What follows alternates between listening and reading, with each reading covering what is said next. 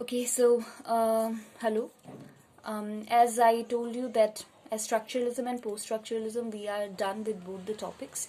We now next need to move to feminism.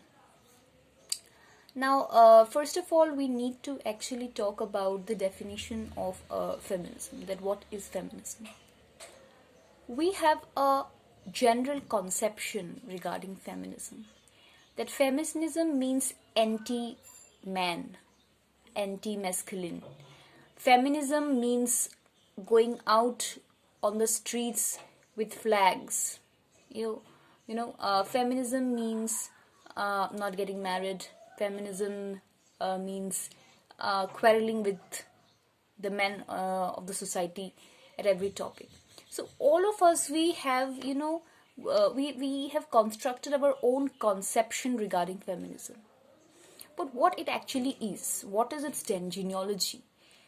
We are here going to have a very academic look on what feminism actually is, from where does this term evolved, okay, and academically how it developed.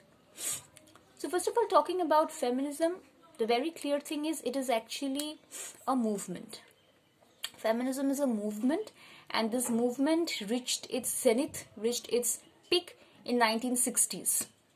Okay. Now the question is, from where does this movement of feminism came from? Okay.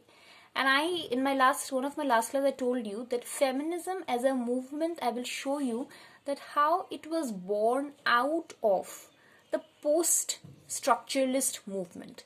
Feminism and post-colonialism. I'll talk about post-colonialism, then I'll do Derek Walcott. So feminism and post-colonialism, these are the two movements which were born out of post-structuralist movement. Okay, how? I'll show you. But first, let me tell you that there are a few, and you have to note down that there are a few figures, feminist figures, whom in history, whom you have to study.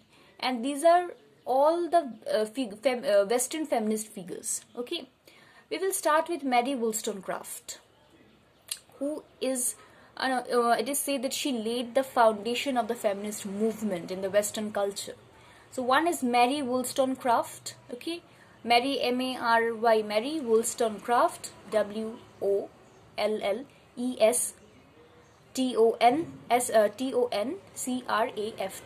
Mary Wollstonecraft. Okay, and she was a lady of Britain in the 18th century. So with her started probably this movement of feminism. Then we will push our discussion, and we will be talking about figures like Virginia Woolf. Okay, Virginia Woolf, then Simone de Beauvoir, then Judith Butler, because there is this, in your syllabus you have gender trouble. Okay, I have seen that in your syllabus, whatever concepts are prescribed, they are quite advanced staged. They are in the quite advanced stage. But I can't take them up directly because you will not understand. If I talk about gender trouble suddenly, you will not understand. So that is why I have to begin from the very beginning. And I'm talking about the origin of feminism. Now, Mary Wollstonecraft, she wrote a book. Okay, and that book is the Bible of feminism. The name of the book was Vindication of the Rights of Women. Okay, the name of the book is very important, so please note it down. Vindication of the Rights of Women. Okay, and this book was written, we cannot say in response, but another book was also written with a similar title, Vindication of the Rights of Men, and this was probably written by Thomas Paine. Now, the birth of the feminist movement is out of the two revolutions in history. Okay, first is the American Revolution, and then the French Revolution. And we know that American Revolution took place first, and then the French Revolution. Now, if I talk about, please keep on noting down these things one by one. If I talk about these two revolutions, then why did both these revolutions happen? What is the main reason? There are three, I talked about this earlier, that there are three principles of the French Revolution, that is equality, fraternity, and freedom.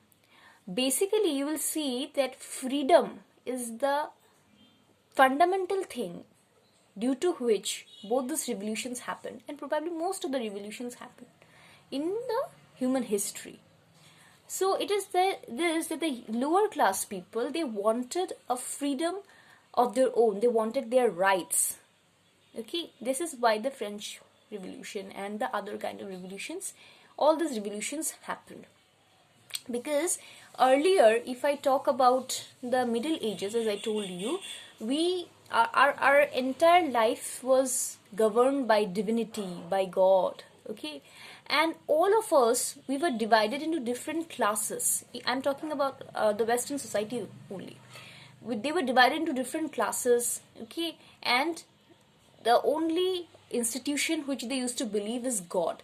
And it's not that they were God loving people, they were God fearing people. And that is why, on the name of God, as I told you many times, that how the upper class people, they used to exploit the lower class people. But with the coming of the age of enlightenment, with the coming of humanism, I told you that how human occupied the center. Okay, I told this thing many times in the class, that how this shift and transition from the theocentric to the anthropocentric world happened, and human became very important. The human. Okay. And the only thing that dominated is not divinity now, but, or rather we can say, it's reason. It's the human mind, it's the rationality which occupied the minds of the people. Now it is the rationality which is very important. So on the basis of this, in the French Revolution, in the American Revolution, people are calling for their rights. What kind of rights? Right to vote. If you go through the history of French Revolution, you will see that it is the right to vote which is very important, and they were asking for this. So these are the basic rights: right to property, right to vote, which they were asking for. Okay, there was slave trade going on, so they were asking for the equal rights of the human as human being. Now, this is what is the central argument of French Revolution or of American Revolution, and the people asking for their rights. But Mary Wollstonecraft, in her book, she has underlined, that when we are talking about the rights of human being, that all human beings are equal, then we have to understand that human, does it contain man and woman both? This is the question. That whenever we say human, does that contain man and woman both? This is the issue which has been put forward by Mary Wollstonecraft, that because as you all of us know, it started first with the right to vote. Okay, this particular right to vote, when the writing votes were given to men, they were not given to women, because for a long time in history, women were not regarded equal to men. They were regarded something equal to animals, up to a point of time. So it is regarded that women they didn't have that intellectual capacity to judge, okay, for judgment, and that is why they were not allowed to vote. And there is a long struggle in the history where women struggle to get the writing votes. So Mary Wollstonecraft begins this, where she, in her book, in her argument, she talked about the basic rights of women. That we must have right to vote, we must have the right to food, we must have right to property. Now these are the basic thing which Mary Wollstonecraft was talking about. Okay. Now talking about Wollstonecraft a little more, because she is very important. Wollstonecraft, because she was a girl, she was not allowed to receive education. Okay, very interestingly, among all her brothers and sisters, only it's her brother who was allowed to go to the school, and she was not allowed to go to school. But still, she educated herself by her own. Okay, and she got married with one of the very important English philosophers, that is William Godwin, and they had a daughter named Mary Shelley. Mary. Okay, now this Mary later became Mary Shelley in history, and she was a writer of the famous novel that is Frankenstein. So and she had a very brief life. Mary Wollstonecraft had a very brief life. Okay.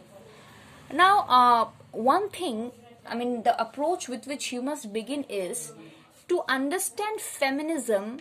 We have to understand that this is divided into different waves. Feminism is divided into different ways. The first, second, and third, about which we'll talk a little bit in the next video. Okay.